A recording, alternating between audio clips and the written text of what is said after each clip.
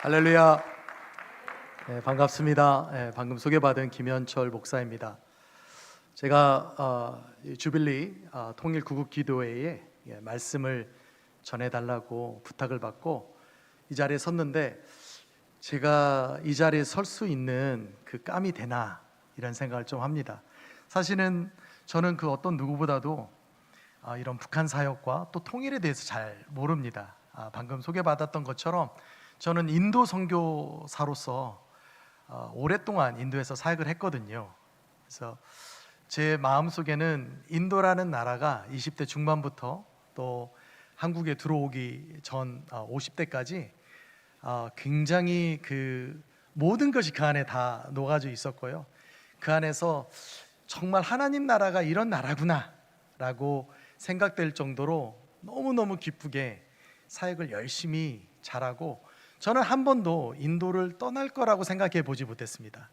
저희 아내는 이런 장애 아동을 위해서 특수교육 학교를 세우려고 대학교 때 특수교육과를 전공했고, 또 저희가 사역하는 그 인도에서 특수학교를 세우고, 또 저희가 이제 교회 설립도 하고, 또 뭐 성경 연구학교도 하고, 뭐 DTS도 하고, 제자훈련도 하고 이러면서 사역을 열심히 했는데, 제가 잠깐 한국에 들어왔다가, 이게 이제 8년 전 얘기입니다.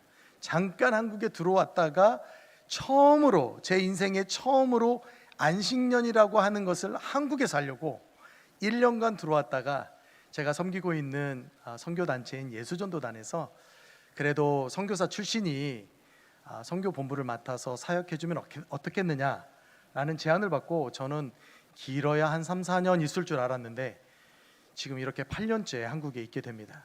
그러면서 너무너무 억울하고 안타깝고 빨리 인도로 돌아가고 싶고, 그런데 하나님 사인을 안 주세요. 제가 미국에서 공부할 기회가 있었는데 미국도 안 갔거든요. 왜냐하면 인도를 너무 사랑하니까 인도를 잘 아는 나라에서 공부를 하려고 영국에 가서 공부를 했어요. 그래서 저희는 인도 나라가 좋고, 인도 사람이 좋고, 또 저와 제 아내가 20대부터 헌신했고, 우리 아이들을 인도에서 낳았고 인도 아이들로 만들었고, 지금 이제 다 성장해서 다른 나라에서 살고 있지만 저희의 마음속에는 그 인도가 너무 사무치게 있어요. 지난주에 제가 인도를 방문하고, 지난주에 들어왔는데 3주 동안 있으면서 얼마나 좋았는지, 우리 한국에서 선교 본부와 또 여러 예수전도단 지부의 리더들이 제 사진을 보면서, 아니 형님 그렇게 기뻐하시면 어떻게 합니까? 빨리 들어오셔서 일을 하셔야죠. 그러니까 이게 얼굴에도 숨길 수 없는 그런 표가 있나 봐요. 그랬는데 한국에 들어와서 선교 본부를 맡다 보니까, 저는 인도에 살면서 인도만 생각을 했는데 하나님께서 인도는 이제 조금 한켠에 두고 인도 사랑하는 줄 알았으니 이제는 조금 더 하나님의 큰 마음과 관점으로 열방을 보라는 거예요. 저는 한 번도, 제가 태국도 가보고 중국도 가보고 뭐 일본도 가보고 다른 나라를 가봤지만 한 번도 선교지라고 생각해 본 적이 없어요. 비행기를 갈아타는 곳, 여기에서 모임을 하는 집회 장소라고 생각을 했지, 이곳이 선교지라고 생각하고 한 번도 눈물을 흘리면서 기도해 본 적이 없습니다.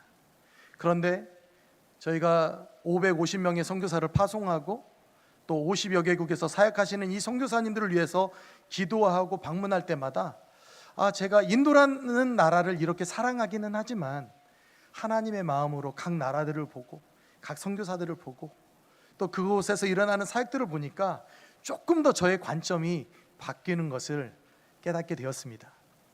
사실 북한 선교에 대해서도 또 이 통일에 관련해서도 제가 잘 모르지만, 제가 우리 예수전도단을 설립한 오대원 목사님께서 뉴 코리아 사역이라는 이야기를 처음 하셨어요. NK 사역이라고 하니까 노스 코리아라고 하나? 라고 처음에 생각을 했는데, 노스 코리아가 아니라, 북한이 아니라 남과 북이 하나 되어 열방을 섬기는 그런 귀한 사명을 가지고 우리가 사역하자. 근데 이것은 사역에 대한 이야기가 아니더라고요. 그러면서 하시는 말씀이 뉴 코리아인으로 살아가기. 저는 선교사로 살아가면서 헌신되고 제자들을 세우면서 이제 또 북한 선교를 한다고 하니까 그러면 우리는 얼마나 사역을 많이 일으키고 통일될 때까지, 다음 세대들이 일어날 때까지 사역을 해야 되는가에 대한 생각을 했는데, 예수전도단을 설립한 오대원 목사님은 사역에 앞서서 하나님께서 대한민국이라고 하는 이 나라를 만들고 우리로 하여금 이 땅에서 태어나게 한 이유가 있다면, 그러한 한국인으로서의 정체성과 한국인으로서의 사명을 가지고 살아가는 것에 대해서 이야기를 하시는 거예요. 저는 그때 제 삶에 또 하나의 사고의 관점이 변하는 그런 시간이었어요. 우리가 통일을 위해서 기도할 수 있겠죠. 할렐루야. 우리가 남과 북이 지금 현재 긴장 상태에 있지만 우리가 열방을 향하여서 부르심 받은 그 사명을 가지고 언젠가는 하나가 되는, 마음이 하나가 되고 생각이 하나가 되고 다시 한민족으로서 사역하는 날이 있겠지만, 그것에 앞서서 우리가 뉴 코리아인으로 하나님께서 우리에게 맡겨주신 사명의 정체성을 가지고 살아가는 것이 얼마나 중요한 것인지 다시 한번 깨달았으면 좋겠다. 우리는 이런 삶을 가지고 살아가는 것이 너무 중요하다는 것을 다시 한번 깨달았으면 좋겠습니다. 제가 그 예수원을 설립하신 대천덕 신부님의 아들이 되시는 그 벤투레 목사님을 만난 적이 있어요. 그래서 제가 이런 말씀을 한번 여쭤봤습니다. 목사님, 통일은 언제나 될까요? 라고 말씀을 여쭤봤더니, 질문했더니, 이 목사님이 이제 외국분이시니까 한국말을 하시긴 하시지만 그래도 외국분이시니까 조금 어눌하게 하시면서, 글쎄요, 한국 교회가 이렇게 화합되지 않고 연합되지 않았는데 통일이 되어서 교회를 개척하면 건강한 교회가 나올 수 있을까요? 우리는 통일에 앞서서 한국 교회가 하나 되는 것을 연습해야 되겠구나, 기도해야 되겠구나. 그래서 우리가 통일이 됐을 때 북한의 교회를 개척하기 위해서 사람들을 보내고 선교사를 보내고 목사를 보낼 때 그 안에서 하나님 나라가 구축되는, 구현되는 그런 건강한 교회들을 개척할 수 있겠구나. 또 하나의 생각의 관점이 전환되는 시간이었죠. 저는 오늘 짧은 시간이긴 하지만 말씀을 들으면서 저 예수전도단 선교본부장 김현철 목사가 도대체 무슨 얘기를 하려고 하는지 들으시면서 하나님이 우리에게 말씀하시는 부분이 있다면 생각의 전환을 가지고 들으시면서 기도하시는 시간이 되었으면 좋겠습니다. 로마서, 여러분들이 잘 아시는 말씀, 로마서 12장 1절 2절 말씀에 보면, 내가 하나님의 모든 자비하심으로 너에게 권하노니 너희는 너의 몸을 산 제사로 드리라. 이는 너희의 영적 예배니라. 그러면서 너희는 생각의 전환을 가져야 된다. 너의 생각의 변화를 받아서 하나님이 기뻐하시는 그 뜻이 무엇인지 분별하도록 해라 라고 하나님 그 로마서에 나와 있어요. 그러니까 우리는 하나님 앞에 드리는 우리의 몸을 산 제사로 드릴 뿐만 아니라 우리의 생각과 우리의 몸과 영혼이 하나님 안에서 변화를 받아서 하나님이 기뻐하시는 뜻을 분별하고 순종하는 삶을 살아야 되는 것이죠. 오늘 제가 가지고 나온 말씀은 뭐냐면 다윗에 대한 이야기예요. 여러분들이 아마 다윗에 대해서 많이 들어보셨을 것입니다. 이 다윗은요, 이 성경에서 예수님 다음으로 아주 유명한 사람입니다. 그래서 구약에만 이 다윗의 이름이 600번이나 나옵니다. 신약에는 60번이나 나오지요. 그리고 이 성경 안에서 특별히 그 열왕기 상하를 보면 다윗에 대해서 이야기할 때 이 왕들의 신앙의 척도를 다윗이라고 이야기를 합니다. 그래서 이야기할 때 요시아는 하나님 앞에서 정직히 행했고 다윗의 길을 따랐으며 좌로나 우로나 치우치지 않았다. 그 말은 누군가에 대해서 이야기할 때, 왕에 대해서 이야기할 때 샘플로 삼는 것은 다윗이라는 거예요. 다윗 왕처럼 좌로나 우로나 치우치지 아니하고 하나님의 길을 따랐다. 어떤 왕은 다윗의 길을 따르지 않았다. 그러면서 다윗은 신앙의 척도가 된 사람입니다. 그리고 예수님의 족보에도 있었던 것이죠. 그래서 유대인들에게 다윗은 아브라함처럼 굉장히 중요한 사람이었어요. 마태복음 1장 1절 말씀에 보면 아브라함과 다윗의 자손 그리스도의 계보라 하면서 이야기를 하죠. 그리고 다윗은 겸손함과 하나님을 경외하는 사람의 한 인물이었습니다. 다윗도 죄를 지었죠. 하지만 그가 밧세바와 간음을 하고 또 이 보디발의 아내 밧세바였는데 또 보디발을 전쟁에 내몰면서 죽기까지 간접적으로 살인을 했지만 나단 선지자가 와서 다윗에게 경고하고 하나님의 마음을 나누기 시작할 때 그가 눈물로 침상을 적시면서 하나님 나를 용서해 달라고 내 영혼을 깨끗게 해달라고 눈물을 흘리면서 회개했습니다. 그런데 전반적으로 보니까 다윗은 다른 것보다도 제가 다윗에 대해서 연구할 때 다윗은 조금 더 억울한 사람 같아요. 억울한 일이 다윗의 삶 가운데 굉장히 많이 있었던 것 같습니다. 여러분들이 잘 아시는 사무엘상 17장 18장의 말씀에 보면 16장부터 다윗에 처음 등장하는 그런 장면들이 나옵니다. 네, 하나님께서 사울 왕을 이제 왕에서부터 버리시고 다윗을 세우려고 하는, 이제 이스라엘의 왕을 새롭게 세우려고 하는 그 기름 부으시는 그 장소에 사무엘을 보냅니다. 그래서 이세 아들 중에서 내가 기름 부을 자를 내가 알려주겠다 하고 보내요. 그런데 다윗의 형들 7명, 다윗까지 8명의 사내 아이들이 있는데 다윗은 그 자리에 초대되지 않습니다. 어디 있었냐면 들에서 양떼를 키우고 있는 거예요. 아니, 한번 생각해 보십시오. 만약에 지금 우리 집에 선지자가 오는 거예요. 제사장이 오는 거예요. 이 나라의 영적 지도자가 오는데 아들들을 다 불러야죠. 어떻게 7 아들만 부르고 한 아들, 막내 아들을 들판에 나가 있게 합니까? 되게 억울하지 않았을까? 그런데 다윗은 그 말씀에 순종하여서 양떼를 돌보고 있었어요. 나중에 보니까 이 양떼들이 많지 않다라는 얘기를 바로 사무엘상 17장 말씀에 이야기를 합니다. 그 말은 그렇게 많은 양떼를 돌보지 않았음에도 불구하고 지금 현재 사무엘 선지자가 왔던 그 장소에 초대를 받지 못했다라는 거예요. 어떤 사람이 이렇게 이야기할 수도 있어요. 다윗이 어디 다리 밑에서 주워온 아들인가? 아니면 어디 다른 그 엄마 밑에서 난 그런 서자인가? 이럴 수도 있겠죠. 초대받지 못한 다윗, 되게 억울했을 것 같습니다. 그런데 하나님은 사람을 외모로 취하지 아니하시고 다윗에게 기름 부으라고 사무엘에게 말씀해 주셨어요. 그 다음 장에 보니까 이제 아버지가 다윗에게 심부름을 보냅니다. 너가 형들이 지금 전쟁에 지금 나가 있는데, 블레셋과 싸우고 있는 전쟁에 나가 있는데 엘라 골짜기까지 가서 좀 도시락을 배달하면 좋겠다. 그래서 지금 다윗은 아버지 명령에 순종해서 도시락 배달, 치즈 몇 덩어리를 가지고 도시락 배달을 하려고 가고 있는 거예요. 이것이 그 배달의 민족의 시초이지 않았을까, 퀵 서비스의 시초이지 않았을까 생각해 봅니다. 도시락을 지금 배달하고 있는데 25km 정도로 가야 되니까 최소 남자들이 가도 6시간을 가야 돼요. 6시간에 걸쳐서 지금 전쟁터에 나아갔는데 형들은 또 다윗을 보러 갑니다.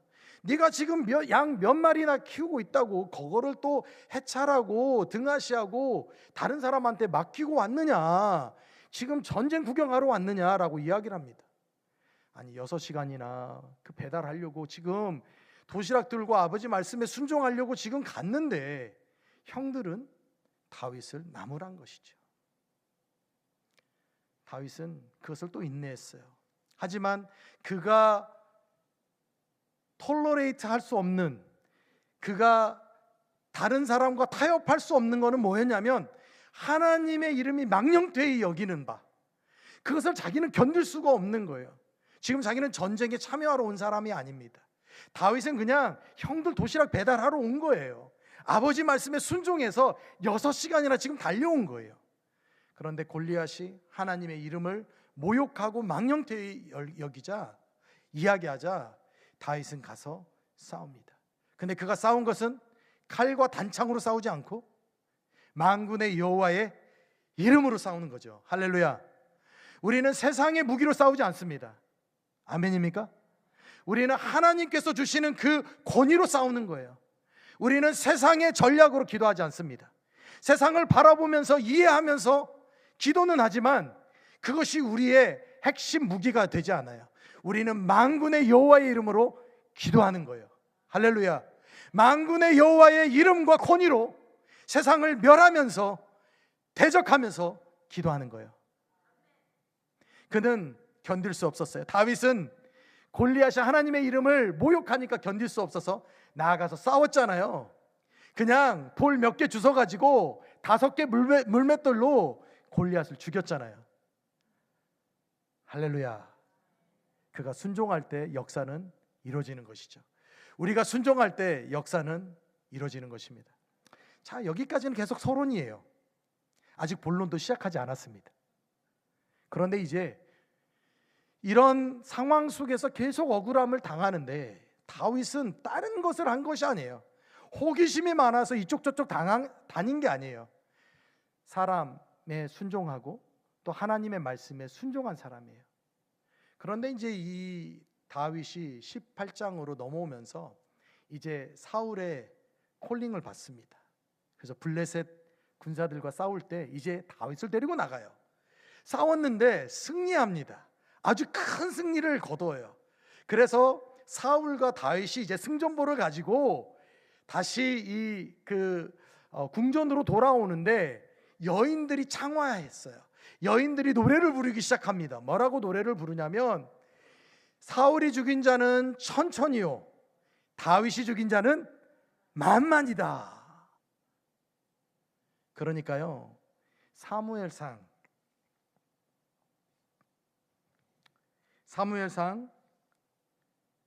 18장 6절에서 9절 말씀, 제가 이 말씀을 드린 것 같은데요, 이 말씀에 보니까 여인들이 전쟁에서 승리하고 돌아오는 사울과 다윗에 대해서 막 노래를 부르면서 사울이 죽인 자는 천천히요, 다윗이 죽인 자는 만만이다 라고 이야기를 할 때 여기에서 18장 9절 말씀에 그날 후로 사울이 다윗에게 주목하였다라고 이야기를 합니다.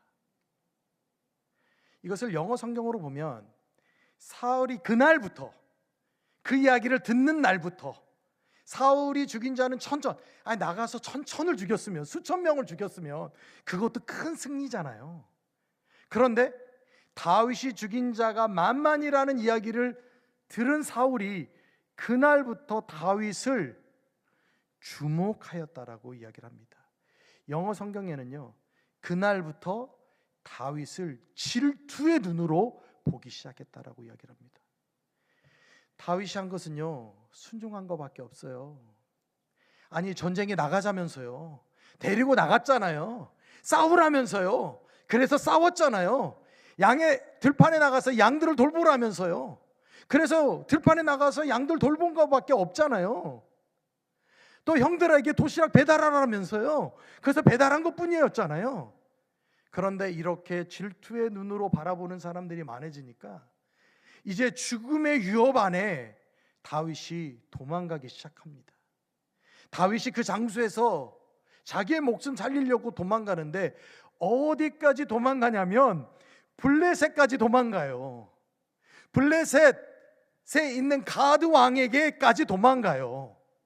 자기가 전쟁에 나가서 무찌르고 승리했던 그 블레셋 군대까지 자기가 나가서 자기 목숨을 살리려고 합니다. 가다가 이제 갈 곳이 없으니까 거기까지 간 거예요. 자기를 알아보는 사람이 없는 곳에 간 거죠. 내가 이곳에 가면 나를 알아보는 사람들이 없으니까 내 목숨 살릴 수 있겠다라고 생각하고 블레셋이 있는 곳까지 갔는데 사람들이 알아보기 시작하니까 침을 질질 흘리면서 그 장소에서 또 도망갑니다. 그리고 간 곳이 어디냐면 광야에 있는 아둘람 굴이에요. 광야는 사람이 없는 곳을 광야라고 이야기를 하죠. 이사야서 43장 말씀해 보니까 하나님께서 기적을 행하시는데 광야에 길을 내는 것을 기적이라고 이야기를 하셨어요. 그 말은 광야라는 곳은 길이 없는 곳을 말합니다. 다윗이 도망갔던 곳은 이런 광야였던 것이에요. 더 이상 길이 없습니다. 나를 살릴 수 있는 길이 없습니다. 내가 내 삶 가운데 계속적으로 순종하고 하나님 말씀에 순종하려고 하고 하나님이 세운 권위자 안에 순종하려고 했는데 하나님 억울한 일을 계속 당하고 있습니다. 지금 저를 질투의 눈으로 바라보고 죽이려고 합니다. 하나님, 저는 적군들 속에도 들어가 봤습니다. 그런데 거기에서도 발각당해서 죽임을 당하려고 하니까 제가 미친 사람처럼 흉내내고 나왔습니다. 길이 없습니다. 어떻게 보면 우리 인생과도 같지 않나요? 이렇게까지 험난한 인생을 사신 분들이 이 장소에는 많지 않겠지만 때로는 우리가 억울한 일 많이 당해요. 또 이 북한과 관련해서 사역하면서, 통일 관련해서 사역하면서 남들의 판단과 비판을 받을 때가 있습니다. 또 어느 때는 기도하는데 기도의 변화가 일어나지 않는 것 같아요. 기도를 이렇게 몇 수십 년 기도하고 있는데 지금 눈으로 보이는 현상은 변화되고 있지 않는 것 같습니다. 그래서 아둘람 굴에 숨기 시작한 거죠. 이 아둘람이라고 하는 이 히브리어의 뜻은 피난처라는 뜻입니다. 피난처 안으로 깊이 들어간 거예요. 동굴 안으로 깊이 들어간 거예요. 어둠 가운데 깊이 들어간 거예요. 요즘 그 젊은이들 이야기를 한다고 하면 MBTI의 이 성향, 외향적인 성향이 있는 분들도 이 깊은 가운데 들어가기는 합니다. 물론 전화번호를 앞에다 붙여놓고 들어가긴 하죠. 나 요즘 나 힘들어, 나 좀 사라질 거야, 나 좀 집에 방콕할 거야. 하지만 무슨 일이 있으면, 아주 중요한 일이 있으면 연락해 하고 전화번호 뭐 이런 페이스북이나 인스타그램에 써놓죠. 아, 힘들다. 이렇게 광고하고 들어가는 사람이 있지만 어떤 사람들은, 이 내성적인 사람들은요, 이런 거 하지 않고 그냥 깊이 들어가는 거예요. 깊은 동굴 안에 들어가는 거예요. 깊은 어둠 가운데 들어가는 거예요. 제발 나 좀 아는 체 좀 하지 마. 난 제발 다른 거에 부담스럽게 억울함 당하고 싶지 않아 하고 숨어 들어가는 것처럼 다윗은 지금 아둘람 굴에 숨어 들어간 거죠. 그런데 하나님은 이 다윗을 그대로 두지 않았어요. 다윗에게 하나님은 누구를 보내셨냐면 가족을 보냈죠. 지금 힘들어 죽겠는데 가족을 보내시고 또 세 종류의 사람을 보냈는데 환난 당한 자를 보냈어요. 빚진 자를 보냈어요. 억울한 자들을 보냈어요. 아니, 다윗을 좀 살릴 만한 사람을 보내야죠. 좀 힘을 줄 만한 사람을 보내고 조언할 만한 사람을 보내야 되는데 빚진 자, 억울한 자, 환난 자들을 보내니까 그 인원수가 400명이나 된다라는 거예요. 다윗의 생각은 아마 기가 찰 노릇이라고 생각을 했을 거예요. 지금 이 광야에서 먹을 것도 없고 내 몸 하나 간신히 추스리기 어려운 그런 상황 가운데 400명이나 빚진 자, 억울한 자, 환난을 당한 자들이 몰려오니 다윗이 할 수 있는 것은 없는 거죠. 그런데 다윗은 한 가지 생각을 합니다. 이게 시편에 나와 있는 이야기 중에 하나가, 다윗은 이런 시를 쓰죠. 내가 눈을 들어 산을 보리라. 나의 도움이 어디서 올꼬?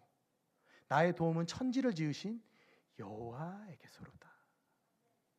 동굴에 깊이 들어가도 고개를 푹 숙이고 있어도 내 마음이 낙심이 되어서 마음이 뚝 떨어져 가지고 더 이상 소생할 수 없는 것처럼 보일지라도 나의 도움은 다른 데서 오는 것이 아니라, 이 상황에서 오는 것이 아니라, 나의 삶의 변화는 누군가에서로부터로 오는 것이 아니라 천지를 지으신 여호와에게서로다.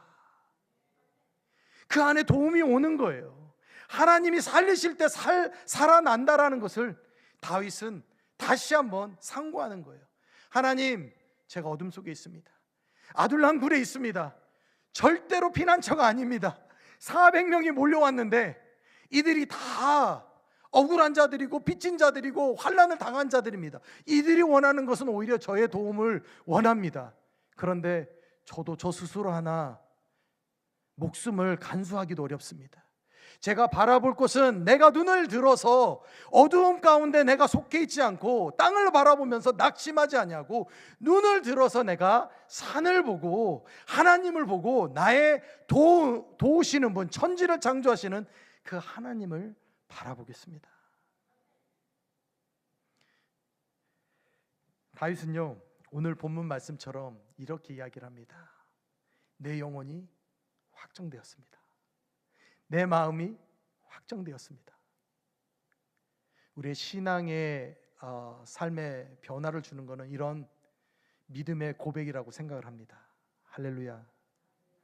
동굴 안에서 내 마음이 확정되었습니다라고 이야기를 했겠어요? 다윗은 과감하게 그 어두운 동굴을 박차고 나왔을 거예요. 그리고 그 고개 숙였던 그 얼굴을 하늘을 향해서 들고, 하나님, 내가 더 이상 어둠 가운데 있지 않겠습니다.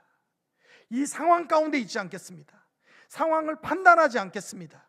하지만 내가 나의 삶을 인도하시고 주관하시는 그 하나님 앞에 서 있겠습니다. 동굴을 박차고 나와서 얼굴을 들고 내 영혼이 확정되었습니다. 내 마음이 확정되었습니다. 이것도요, 본문을 연구하다 보면 내 영혼이 확정되었다라는 말이 무엇일까라고 언어를 좀 조사하다 보면요, 특별히 영어에서는 이렇게 표현을 합니다. My heart is steadfast. 내 마음이 이제 굳건해졌습니다. 하나님, 내 마음이 계속 요동하고 있었는데, 상황을 보면서 계속 흔들리고 있었는데, 이제 그 반석이신 하나님 위에 굳건하게 섭니다. 내 마음이 더 이상 요동하지 않겠습니다. 이제 결정했습니다. 하나님, 내가 흔들리지 않도록 결정했습니다. 나를 붙잡아 주세요. 할렐루야. 근데 이 다윗의 고백이요, 사무엘상 30장 6절 말씀에 기록되어 있는데, 이 말씀도 드렸는데 한번 같이 한번 읽어볼까요? 자, 시작.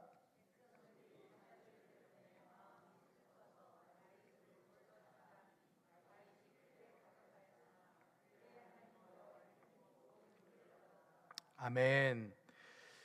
후반절에 보면 그의 하나님 여호와를 힘입고 용기를 얻었더라. 다윗은요, 그의 하나님을 힘입고 용기를 얻었다라고 이야기를 하는데, 여기에 몇 가지 그 영어 버전이 있어요. 그 중에 하나는 힘을 얻었다라는 버전도 있지만, 그래도 원문하고 가장 가까운 킹 제임스 버전에는 뭐라고 이야기를 하냐면, 다윗은요, 이런 상황 안에서 그러나, 이런 어려움 가운데 있는 다윗은 그러나, 다윗은요, 자기의 영혼을, 그의 마음을 격려하기 시작했대요. encourage 했대요. 힘을 얻었다라고 아니라 자기가 기도하면서 자기를 격려하기 시작했대요. 우리의 삶의 전환은 격려에서 일어나는 줄 믿습니다. 내가 그냥 그 어둠의 그 자리에 있는 것이 아니라, 하나님, 이 어둠을 내가 박차고 나갑니다. 내가 다시 기도로 나를 세우겠습니다. 무너져 있던 신앙을 다시 세우겠습니다. 내가 어둠에 머무르지 아니하고 밖으로 나가겠습니다 라고 결단하고 격려하고 선택하고 나가기 시작할 때, My heart is steadfast. 하나님, 내 이제 마음은 확고해졌습니다. 확정되었습니다. 흔들리지 않겠습니다. 고백하면서 서 나가는 거예요. 아멘이죠. 그런데 이 억울한 일을 당한 자들, 빚진 자들, 환난을 당한 자들, 이런 400명이요, 나중에는 다윗이 그 이스라엘을 다시 세우기 시작할 때 개국 공신들이 돼요. 이 400명이 함께 그 나라를 세워나가는 아주 중요한 그런 인물들이 됩니다. 그때는 별 볼 일 없는 것처럼 보이고 도망 나온 것처럼 보였지만, 다윗이 그 400명의 리더로서 마음을 추스리고 자기를 격려하고 동굴 밖으로 나가서 외치기 시작할 때, 하나님 앞에 서기 시작할 때, 그의 삶의 변화뿐만 아니라 그의 하나님의 나라를 구축하는 그런 사람들을 세우고 하나님의 나라를 세운 줄 믿습니다. 저희는 오늘 여러 기도를 하겠죠. 그런데 오늘 말씀의 핵심은 저는 이렇다라고 생각해요. 우리가 대한민국의 한 사람으로서, 하나님을 믿는 하나님 나라의 백성으로서, 또 통일을 꿈꾸면서 기도하는 사람으로서 이 통일 코리아의 한 사람으로 살아가고 있는가? 벌써 연습하고 살아가고 있는가? 아직 통일은 이루어지지 않았지만, 아직 대한민국과 이 북한이 한 민족으로서 하나님 안에서 온전하게 쓰임받지는 못했지만 그 쓰임받을 날을 기대하면서 기도하고 있는가? 하나님이 일하시는 것을 우리가 제한하지 아니하고 하나님이 일하실 것을 기대하면서 살아가고 있는가? 그리고 내가 신앙인으로서 통일 다음 세대들을 세우면서 기도하고 있는가? 저는 오늘의 기도가 이게 작은 불씨가 되어서 우리의 영혼뿐만 아니라 우리의 가정을 살리고 우리의 교회를 살리고 한국 교회를 살리고 또 이 북한과 열방을 향해서 나아가는 기도 운동이 일어날 것을 믿습니다. 저희가 할 것은 지금 현재 일에 순종하는 것이죠. 그리고 하나님이 일하시는 것을 기대하면서 살아가시는 거죠. 저희가 할 수 있는 일은 많지 않을 거라고 생각을 합니다. 아마 여러분들도 저처럼 제한적으로 살아가고 있다라고 생각을 합니다. 하지만 우리가 하나님을 신뢰하고 기도하고 기대하면서 우리가 밖으로 나와서 우리 마음은 확정되었습니다. 우리가 상황을 보고 흔들리지 않겠습니다. 하나님 붙잡고 나가겠습니다. 고개 숙이고 다니지 않겠습니다. 눈을 들어서 산을 보면서 천지를 지으신 여호와께 우리가 부르짖겠습니다. 통일을 위해서 부르짖고 열방 선교를 위해서 부르짖고 우리가 지금 현재 할 수 없는 일들이 있지만 할 수 있는 최대한 가능한 일들을 찾아서 하겠습니다라고 고백하기 시작할 때 하나님 우리를 사용하시고 우리의 기도를 사용하실 줄 믿습니다. 기도하겠습니다. 하나님 아버지, 우리는 하나님의 도우심이 필요합니다. 우리의 눈으로 상황을 바라볼 때 아직 부족하고 어려운 것들만 보입니다. 하지만 하나님의 관점으로 우리 대한민국을 바라보게 하시고 하나님 나라를 바라볼 수 있도록 인도하여 주시옵소서. 하나님께서 가능하겠다라고 말씀하시면 이것이 가능할 것이고, 하나님께서 하나님의 때를 기다리라고 말씀하신다면 하나님, 저희가 기도하며 기다리겠습니다. 하나님의 뜻을 이루어 주시고 하나님께서 온전하게 이 일을 이루어 주시옵소서. 감사합니다. 예수님의 이름으로 기도하였습니다.